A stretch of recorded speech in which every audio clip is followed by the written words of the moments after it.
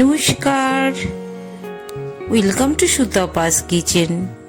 দেখেই বুঝতে পারছো আজকে কিন্তু লাউ ডাঁটা লাউ শাকের দারুণ মজার একটি রেসিপি নিয়ে চলে এসেছি। একদম ভেজ রেসিপি। লাউ পাতাগুলো ভীষণ কুচো করে আমি কেটে নিয়েছি, ডাঁটাগুলোও কিন্তু ছোট ছোট করে কেটে নিয়েছি। আলু কুমড়ো দেখো ডুমো ডুমো করে কেটে নিয়েছি। পাতাগুলো এত কচি তাই হাতে তুলে তোমাদের একটু দেখিয়ে দিচ্ছি। কড়াইতে সামান্য একটু তেল দিলাম, 1.5 চামচের মতন আমি গোটা জিরে তেলের মধ্যে দিয়ে দিলাম, আর 1 চামচের মতন কিন্তু মৌরি দিচ্ছি। তেলে এই জিরে আর মৌরিটা খুব ভালো করে কিন্তু ভেজে নিচ্ছি। 4টে কাঁচা লঙ্কাও জিরে মৌরির সাথে ভেজে নিচ্ছি।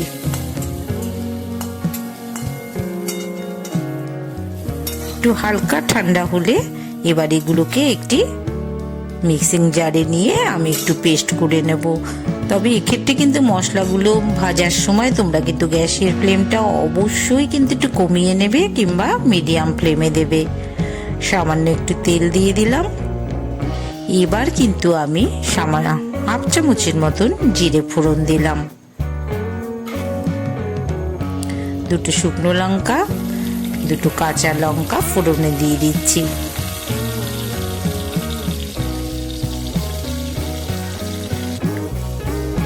এবার আগের থেকে যে কেটে রেখেছি আলু কুমড়োগুলো, প্রথমে আলুগুলো একটু ভেজে নিচ্ছি। এবার কুমড়োগুলো একই সাথে ভেজে নিচ্ছি।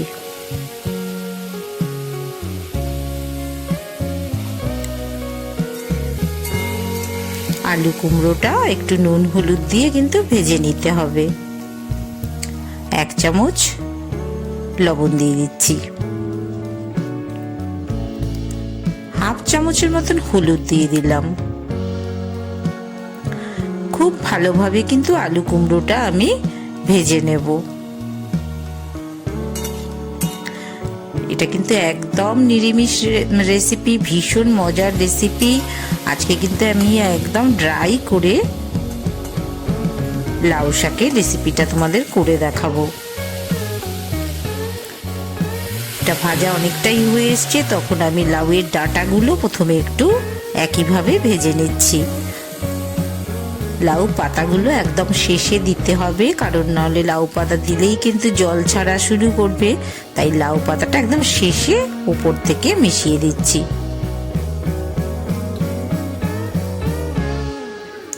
এই যে লাউ পাতা আস্তে আস্তে যে জল ছাড়বে, সেই জলেই কিন্তু আমার সবজিটা সেদ্ধ হয়ে যাবে। আবারও 1 চামচ লবণ মিশিয়ে দিলাম,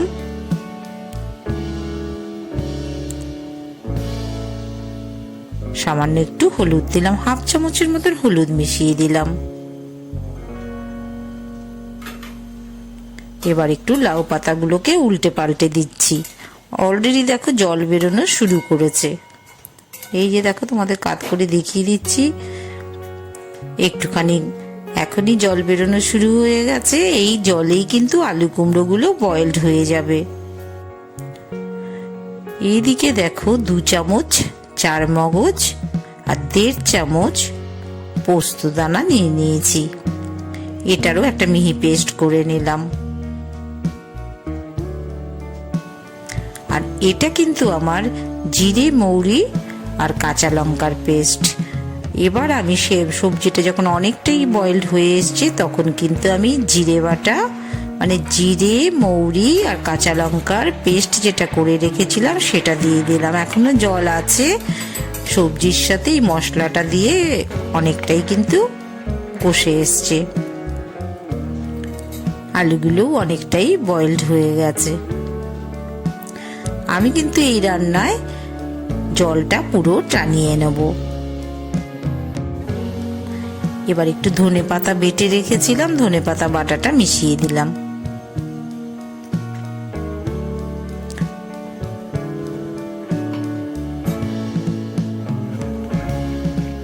খুব টেস্টি রেসিপি।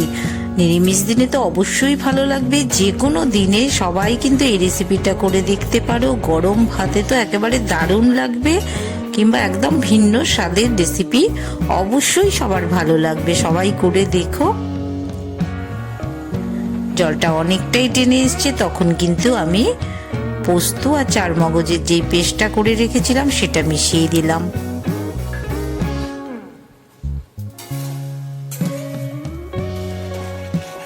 পোস্ত দেওয়ার পরে কিন্তু আর খুব বেশিক্ষণ নাড়াচাড়া করার দরকার পড়বে না।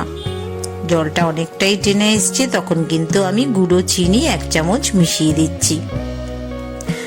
চিনিটা তোমাদের পরিমাণ মতন দেবে, প্রয়োজনে তোমরা 1.5 থেকে 2 চামচও চিনি ব্যবহার করতে পারো। দেখো জলটা কিন্তু পুরোপুরি টেনে এসছে, আমার কিন্তু লাউ শাক অনেকটাই রেডি হয়ে গেছে। দারুণ সুস্বাদু কিন্তু রেসিপি। আর একটু জলটা টানলেই আমি তুলে নেব। টেনে এসছে একদম, কিন্তু রেসিপি রেডি হয়ে গেছে। এবার আমি কিন্তু একটা সার্ভিং বোলে নামিয়ে নেব। একদম দেখো লাউ শাকটা শুকনো শুকনো, দারুণ মজার রেসিপি, দারুণ টেস্টি রেসিপি। সুতাপাস কিচেন প্রতিদিন এরকম সুন্দর সুন্দর রেসিপি নিয়ে তোমাদের কাছে কিন্তু আমি চলে আসি। তোমরা কিন্তু অবশ্যই চ্যানেলটাকে সাবস্ক্রাইব করে দিও। দারুণ দারুণ রেসিপি তোমাদের জন্য আমি প্রতিদিন নিয়ে আসবো। আর পাশে থাকা বেল বাটনটা অবশ্যই প্রেস করে রেখো, তাহলে তোমাদের কাছে নোটিফিকেশন চলে যাবে। আর অবশ্যই কিন্তু আমার সাথে থাকতে হবে প্রতিদিন তোমাদের। ভালো লাগলে একটা লাইক করে দিও আর শেয়ার করে দিও বন্ধুদের মাঝে, তাহলে সবাই আমার এই সুন্দর রেসিপিগুলো দেখতে পাবে। আবার তোমাদের সবার সাথে আমার দেখা হবে, পরবর্তী রেসিপি নিয়ে চলে আসবো। ভালো থেকো সবাই।